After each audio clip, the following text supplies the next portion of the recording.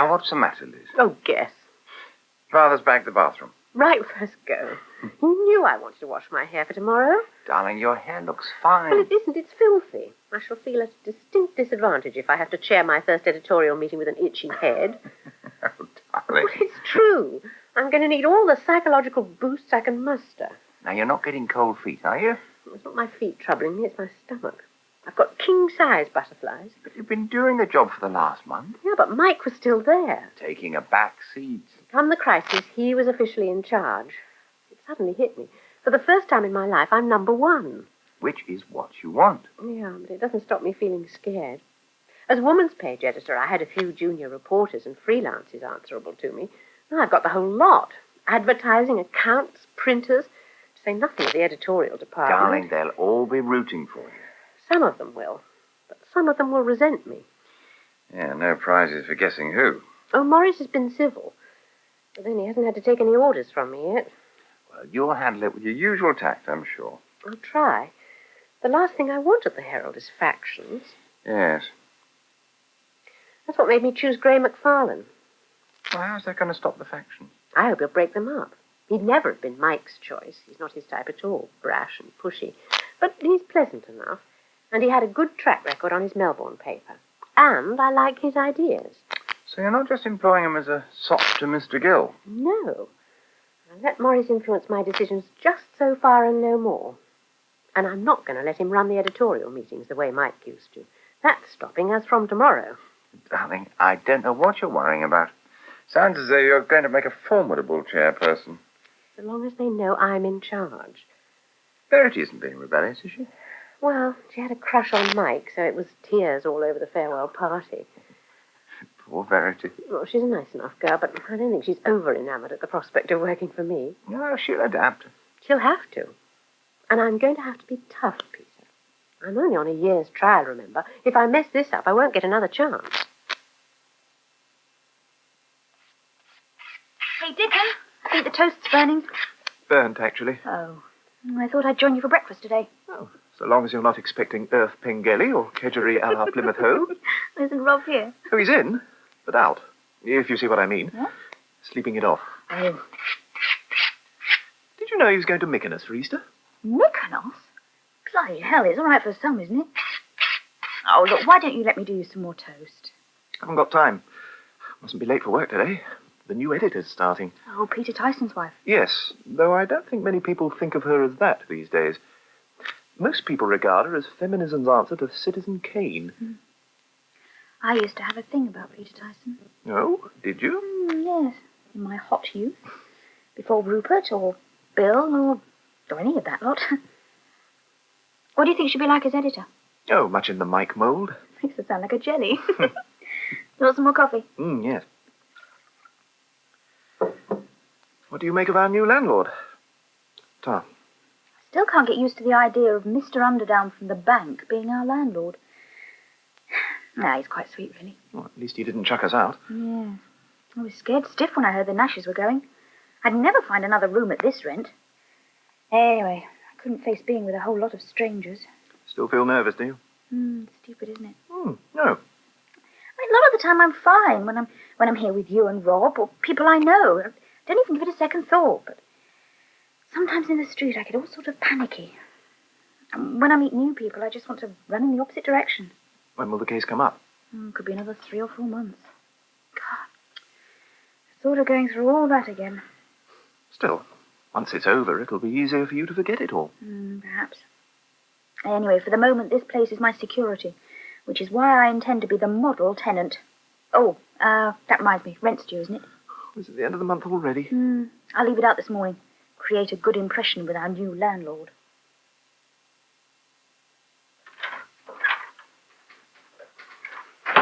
Good morning, Miss Warner. Good morning, Verity. May I be the first to wish you good luck in your new job? Oh, thank you. I say the first because there's several cards in the post, including one from Mike Nash. I recognise the handwriting. Oh, what a very kind thought. Oh, that's him all over. There've been a couple of phone calls, too. One from one of the weeklies to ask if it was really true we had a woman editor. A pin to see the peep show. Well, it is unusual, isn't it, in the newspaper world? My mother couldn't get over it. I'll take the post on through, I think. Oh, just wait till you see your office. Oh, what about it? No, I mustn't spoil the surprise. I can't imagine what... Oh, good heavens. Aren't they lovely? It looks like a florist's. Hope you didn't mind my putting them in water. I always used to do that sort of thing for Mike. But I thought after, maybe you'd rather have arranged them yourself, being a woman. I doubt if I'll have much time for flower arranging. Who on earth are they from? Oh, there's the note that was with them. And whoever it is has gone far too far. The price of roses, what they are, too. To the most glamorous editor in the business, Milton. Mr. Monk. Oh, isn't that nice? Yes. Well, that's one advantage you've got being a woman. I'm sure he'd never have sent all those roses to Mike.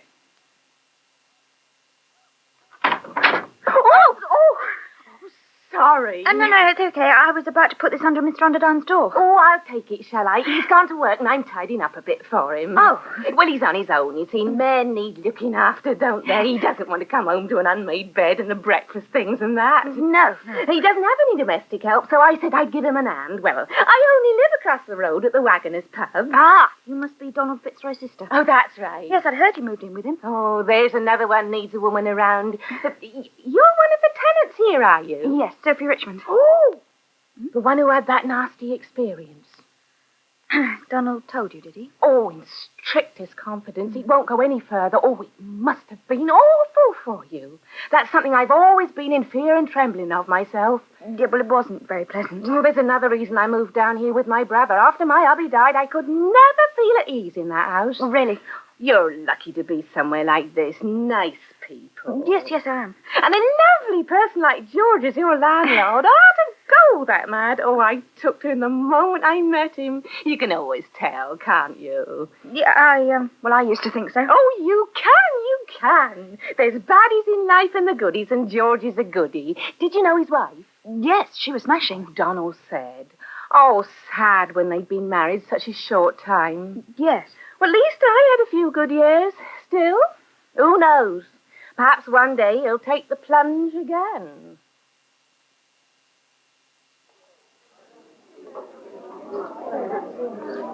Pint of best, please. Right, Mr. Gill. Make that 2, please. You're over early today, aren't you? Thought you had your meetings, Buntis. Aye, we do. But our new editor believes in keeping them short. Oh. And to the point. I thought she handled it very well. Did you? Well, Mike did tend to let people go on a bit. And we covered just as much ground. Aye, even if it was the same old ground. You didn't expect her to come straight in and make sweeping changes, did you? Oh, well, I don't expect changes, period. She's not exactly a radical, our Liz. Some of her ideas are very radical. Aye, like appointing Jill Moon as women's page editor. Ah, Mike did that. Well, she could have said no, couldn't she? Told him to stuff it, I would have. That's not quite how Liz operates. Exactly. She takes the easy option, avoids unpleasantness.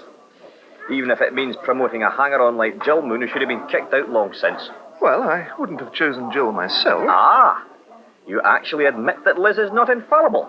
No one's infallible. But she's not as feeble as you make her out to be either. She went out on a limb over McFarlane. Aye, she certainly did. Jumped up womanizing colonial git. Aye, he'll put everyone's back up in no time. You wouldn't let your judgment be clouded by personal considerations, would you? No, I wouldn't. Like the fact he went off with Cressy after the party? Look, if your sister wants to make a fool of herself, let her. I just don't think McFarlane is right for the job. Well, I don't exactly warm to him, I must admit. Ah, there. You've conceded another point. 2 pints of best. Take your time. I was surprised to hear they'd picked a woman for the job. I was told you were going to get it, Mr. Gill. So was I. But then I'm not as pretty as Miss Warner. Oh, that's true. Yes, sir. And what was that supposed to mean? Oh, old Milton fancies her. Oh, come on, Maurice. Well, did you see all those roses he sent her? Well, yes. Aye, well, I'm beginning to see why I was passed over now. It had nothing to do with that. Didn't it? No. He chose her because he thought she was right for the job. Well, in that case, I doubt if she'll last long. Jill Moon and Grey McFarlane, that's 2 mistakes already. And with Milton Monk, you can't afford to make mistakes.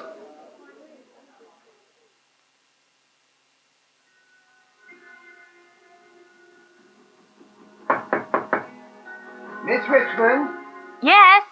Mr. Underdown. Could you spare me a minute? Oh, just a tick.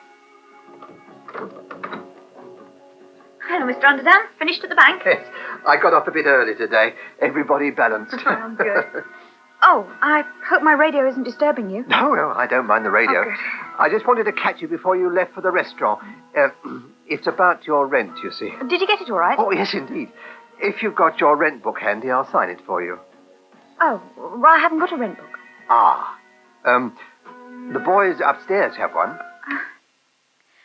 I didn't have an official arrangement with the Nashes. Yes, it did appear to be rather loose. Yes, they let me have the room as a favour, really. Quite. But now they've gone, I think we should put it on a more official footing, don't you, in both our interests? Yes, I suppose so. I shall see you have a rent book from now on. Oh, thanks. I shall also, reluctantly, be forced to increase your rent to a more realistic sum, I'm afraid. But I thought... Well, you said there wouldn't be any changes. I meant that no one would be asked to leave, but... well, I don't have to remind you that a room of this size could fetch 4 times what you're paying in this part of London. I admit it's pretty cheap. Not that I'm going to charge anything like that. I'm not one of your profiteer landlords, but neither am I a charity, Miss Richmond. I have to think of my overheads, which are not inconsiderable. How much were you thinking of putting it up by? £10 a week. Oh, but that's double what I'm paying now. It's still very much less than you'd pay elsewhere. Lovely studio room like this, with lighting and heating included. Let's face it, as friends, the Nashes were only charging you a token rent. Yes, I suppose so. Which I, alas, am not in a position to do. I have my own commitments. I'll have to think about it. Of course. And the increase won't happen till the beginning of May. I'm not at all sure that I'll be able to afford it. Unless I can get a pretty substantial pay rise out of my boss. Why not try? Everyone else seems to. I'm sorry to have to do this, believe me. And I'd be very sorry if you had to go. So should I. Put her through, would you? Liz, Hello, Milton. and how are you today? Fine, thank you. I take it that by now you've placed your gorgeous derriere in Mike Nash's chair. That's one way of putting it. I rang for 2 reasons, Milton. First, to thank you very much for the roses. Oh, think nothing of it. I just felt I had to mark such a momentous occasion in some way. Oh, hardly momentous. My first woman editor? I call that momentous. I'd really rather everyone tried to forget I was a woman Oh, that won't be very easy. and accepted me on my merit. Liz, we're delighted to have you. Listen, no reflection of Mike Nash, but he was getting a bit stale. That brings me to my second reason for phoning. I'd like to arrange a meeting with you sometime soon. Of course, my dear. What about one of those Thursday lunches we promised each other? I'd prefer not to make it a lunch if you don't mind. Not on a diet, surely. No, but I want to discuss policy matters, and I think that would be easier in the office. Oh, contemplating a few changes, are you? Yes, and not small ones. One of them would mean a completely new departure for the Herald. I'm already interested. But you may not like it. Then I shall enjoy letting you try to twist my arm.